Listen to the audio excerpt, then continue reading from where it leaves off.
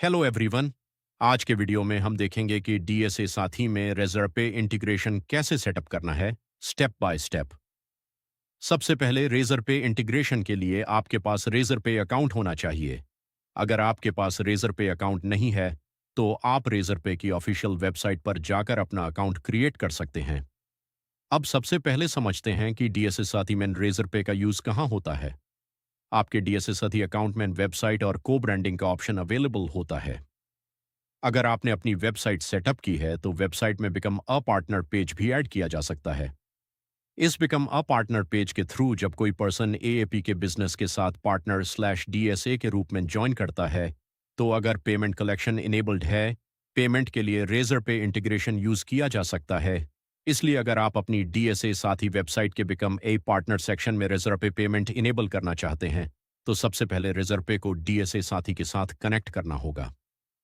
Step 1, razor पे account login. सबसे पहले रेजर पे की वेबसाइट ओपन कीजिए। अपने रजिस्टर्ड मोबाइल नंबर से लॉगिन कीजिए।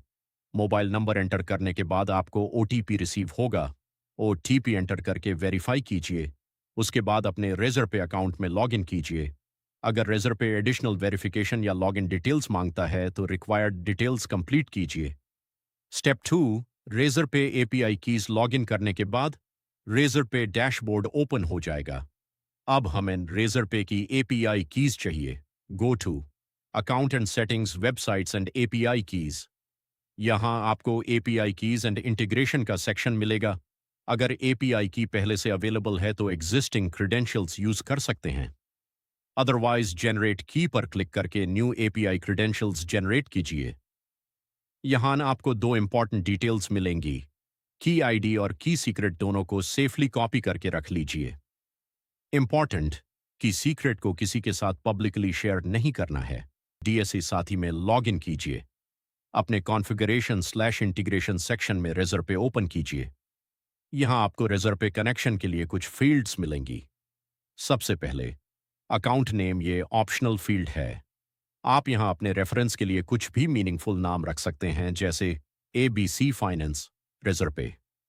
उसके बाद की आईडी, यहां रेजर पे से कॉपी की हुई की आईडी पेस्ट कीजिए। नेक्स्ट, की सीक्रेट। यहां रेजर पे की एपीआई की सीक्रेट पेस्ट कीजिए। अभी वेबहुक सीक्रेट को हम नेक्स्ट स्टेप में कॉन्फ़िगर करेंगे। Step 4, webhook setup. अब रेजर पे डैशबोर्ड में वापस जाइए। गो टू अकाउंट और सेटिंग्स, वेबहुक्स और ऐड वेबहुक पर क्लिक कीजिए। अब डीएसए साथी के रेजर पे कॉन्फ़िगरेशन पेज पर जो वेबहॉक यूआरएल दिया गया है उसको कॉपी कीजिए। एग्जाम्पल https://api.dsasathi.com/api/v1/reserpe/tenant-webhook इस यूआरएल को रेजरपे के वेबहुक यूआरएल फील्ड में पेस्ट कीजिए। Step 5, webhook secret. App Razorpay में सीक्रेट फील्ड मिलेगी। यहां आपको एक स्ट्रॉन्ग वेबहुक सीक्रेट क्रिएट करना है।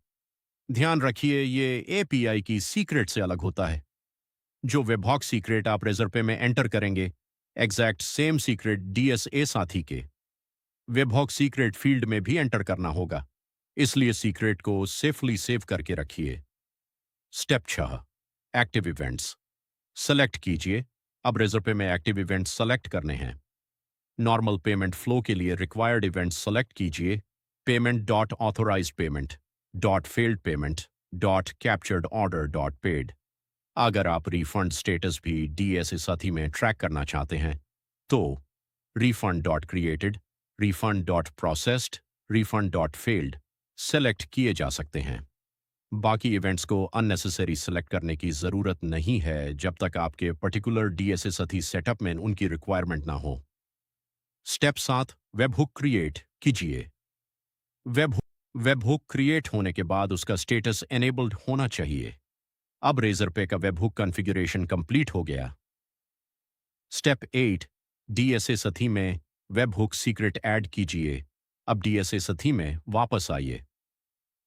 रेजर पे कॉन्फ़िगरेशन पेज पर वेबहुक सीक्रेट फील्ड में वही सीक्रेट पेस्ट कीजिए जो आपने रेजर पे वेबहुक क्रिएट करते वक्त एंटर किया था।